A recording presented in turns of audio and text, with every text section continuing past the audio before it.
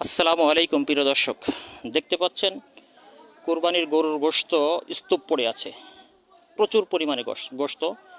আসলে আমাদের স্থানীয় গ্রামের মধ্যে চিরাচারিত একটি নিয়ম আছে, সেই ছোটোকাল থেকেই দেখে আসছি।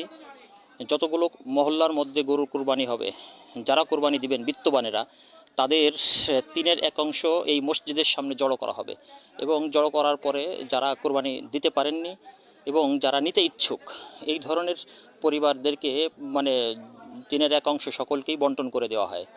আসলে এবছর আমাদের মহল্লায় অনেক গরু কোরবানি হয়েছে।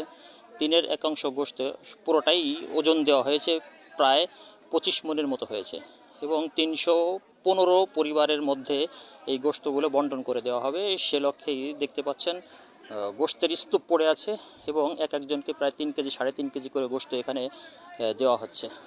আসলে এটা হয়ে থাকে এ কারণেই যে সমস্ত মানুষ যারা কোরবানি দিতে পারেননি তারা ঠিকই আজকের একদিনে ঈদের দিনে তারা গোশত দিয়ে খাবেন। সারা বছর কিনতে পারেন না গোশত, কিন্তু কোরবানির দিনে এটা আসলে মহান রব্বুল আলামিনের একটা সুমহান নিদর্শন। সবাই ভালো থাকবেন। আল্লাহ হাফেজ।